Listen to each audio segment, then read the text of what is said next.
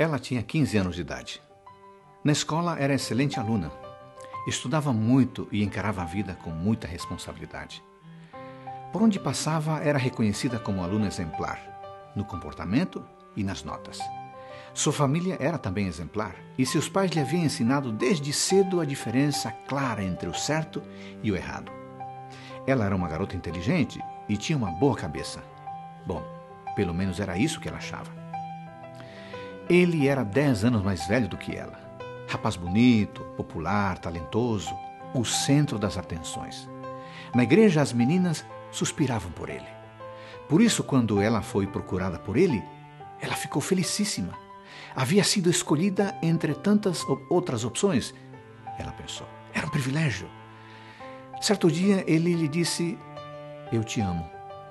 Ela não pôde responder a mesma coisa porque ela não o amava, mas ela apreciava muito a popularidade e as amizades que conquistara estando com ele.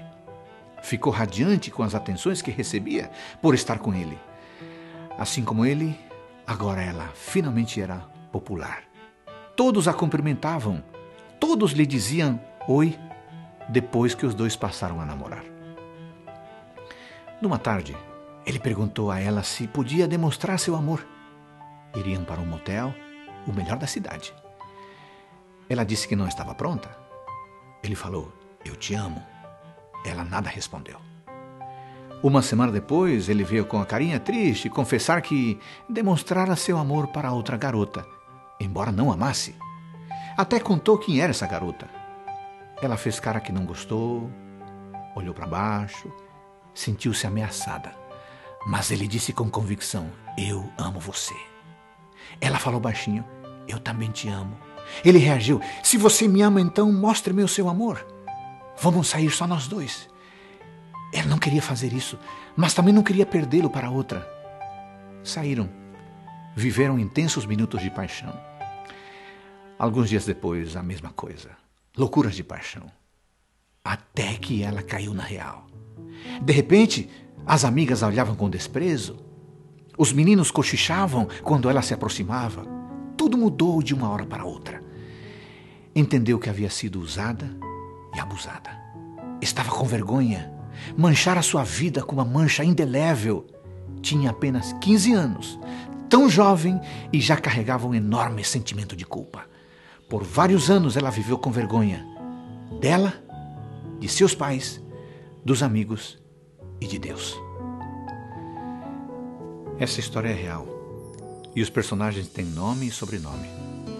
Essa história é uma representação de algo que se tornou muito comum na sociedade. A experiência sexual na adolescência. Isso me leva ao 7º mandamento. Em Êxodo capítulo 20, versículo 14, está escrito, não adulterarás. Sabe, este mandamento é cada vez menos respeitado. E sua desobediência tem trazido ruína, más lembranças, culpa a muita gente jovem. Alguns devem estar se perguntando, meio sem graça, precisamos realmente falar disso? Eu lhes digo, precisamos. Sabe por quê? A pureza sexual tem sido um dos maiores desafios dos adolescentes da atualidade. Esse é um assunto por demais importante. E por essa razão não se pode, como o avestruz, enfiar a cabeça na terra, fazendo de conta que o problema não existe. Por exemplo, sobre namoro e sexo, eu tenho alguns dados assustadores. Pesquisa feita há pouco tempo atrás, com 5.000 adolescentes e jovens evangélicos de 22 denominações diferentes, com relação à vida sexual, mostrou o seguinte resultado.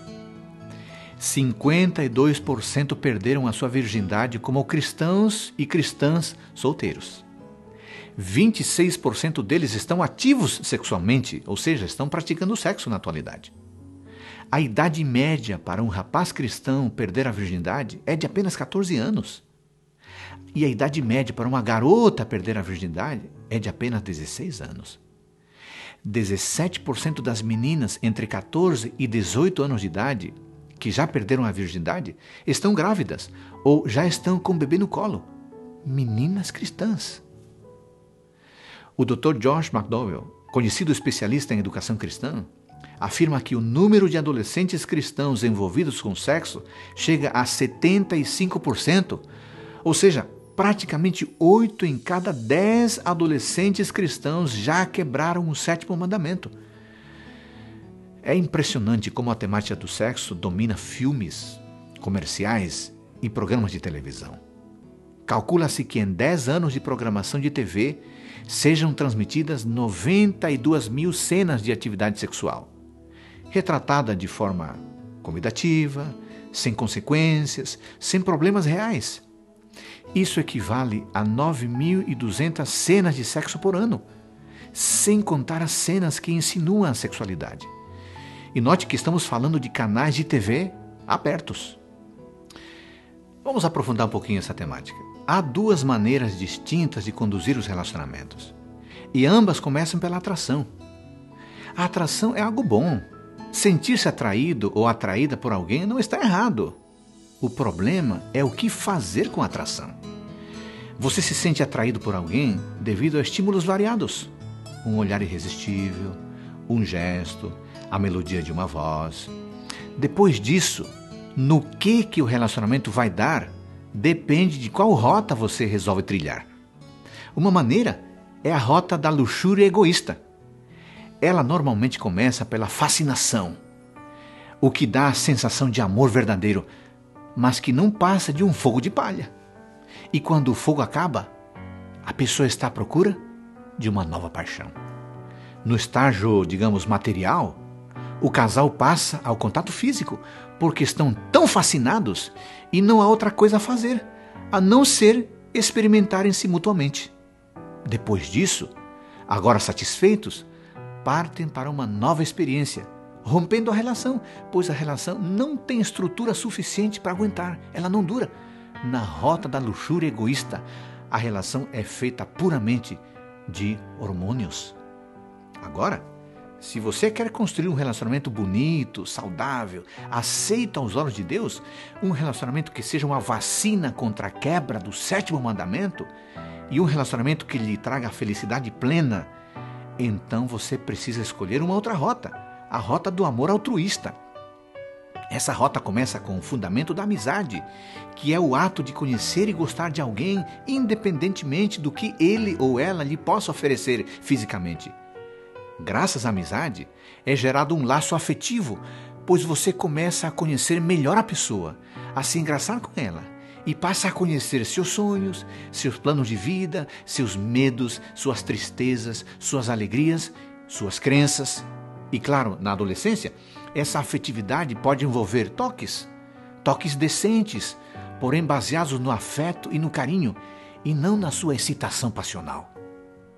A amizade sincera e os fortes laços afetivos levam ao compromisso de compartilhar a vida numa relação séria, de longo prazo, que depois vira noivado e posteriormente casamento. É no casamento que os namoros cristãos finalmente desfrutam do sexo de modo agradável e gratificante, sem sentimento de culpa, sem sobressaltos e sem medo. Sabe o que acontece? A mentalidade pós-moderna dos adolescentes e jovens de hoje os faz crer que tudo pode. Obviamente, isso não é verdade. Deus separou o sexo para o casamento. Deus ordena que sejamos puros. O sexo antes do casamento é um pecado contra o corpo. É um pecado contra Deus. O sexo pré-conjugal traz terrível sentimento de culpa, os quais, não divinamente tratados, levam ao pecado contra o Espírito Santo. Não saber esperar tem causado a ruína de muitos rapazes e de muitas moças. Queridos, hoje Deus lhe faz um convite. E Ele diz: meu querido filho e minha querida filha, meu ideal para a sua vida sexual é o ideal da pureza, porque somente os que tiverem uma vida pura herdarão o meu reino. Ande comigo sempre, e eu lhe garanto que você não entrará em tentação. E quando a tentação vier, eu lhe darei a vitória. Que Deus abençoe a todos nós.